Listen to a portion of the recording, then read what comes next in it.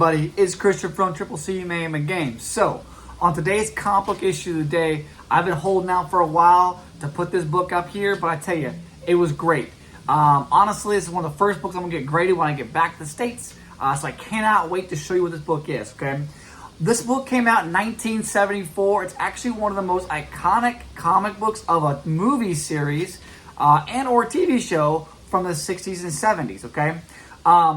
This book is a much larger size book. The artwork was absolutely fantastic. It's a black and white style book. There is no color whatsoever inside it. And it really kind of lays out a different direction, a different story than what I thought I was gonna see when it came down to it, right? So check this book out. This is Planet of the Apes #1 from 1974, okay? This book here marks the first ongoing Planet of the Apes series published under the Curtis magazine imprint. You can see here it is a much larger style comic book. Here's a book just for reference to see how much larger this book is. You can see here, probably upside down. That book is way bigger, much bigger than what the other book is, right? So pretty awesome. Look at that artwork, right? Now, the pages are actually of a different style material, the older style pages. So I'm afraid if I don't preserve this book by grading it, the pages are going to continue to get brittle. So as you see here, I secured a pretty good copy considering, but you'll see here the cover here is fraying right here. And as I was continuing to read this book, I could tell how frail the pages were. Mainly the front and back and a couple of the inserts, but this was a really, really awesome book.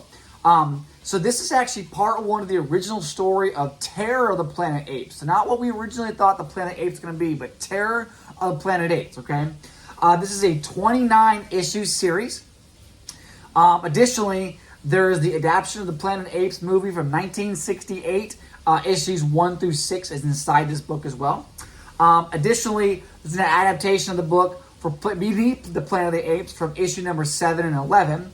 And then another adaptation of The Escape of the Planet of the Apes from episode 12 through 16. Adaptation of Conquest of the Planet of the Apes from 17 through 22. And an adaptation of the Battle of the Planet of the Apes in issues 23 through 28. So that's what all these books entail.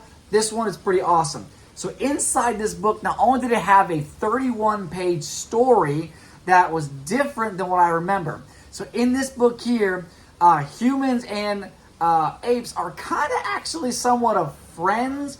But what happens is that you find out that one of the apes, essentially the gorillas, goes rogue and goes off and is they're supposed to demanded the apes, these recruits essentially, to kill a certain human, all right?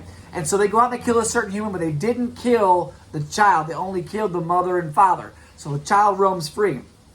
So the way this book ends, or this is actually episode, there's story 1, chapter 1, 2, and 3.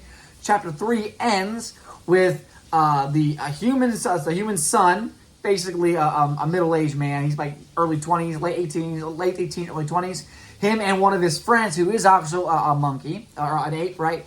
They go in and they actually try to infiltrate the camp where the gorillas came from, and they get captured. And that's kind of where it ends, okay? There's more to it. I'm not going to say what actually happens. I encourage you to really go out and read this book. I don't know how many copies are available, but in a really good condition, this book goes for about $100. Mid-grade, about $30, which is about this book here, okay? On the back end of the book, there's another rendition of what you'd see in the actual movies. And then in between the two comic episodes, there was inserts interviewing characters from the original Planet Apes, to include Rod Serling. Rod Serling was one of the first people to ever create the story for Planet of the Apes. So it was really interesting to read a lot about what role Rod had to play, and how they decided to create this, okay? Now, this book came out in, like I said, 74. It was identified that, hey, in an earlier year, like in early 70, 71, they really wanted to do this, but didn't think it was necessarily a priority. They had plenty of time. Fast forward a few years, 74 or 73 came around and said, oh, crap, we wasted some time. Let's get this book underway. And so essentially, they rushed this book into production and put it out in 74, and it was a highly coveted magazine-style book that you see here today. Awesome, awesome book. Highly recommend it. Let me know what you think. Are you a Planet of the Apes fan? Are you a Planet fan? Multiple other stories out there. I highly recommend you check them out. And well, let me know what you think. Anyways, Christian out.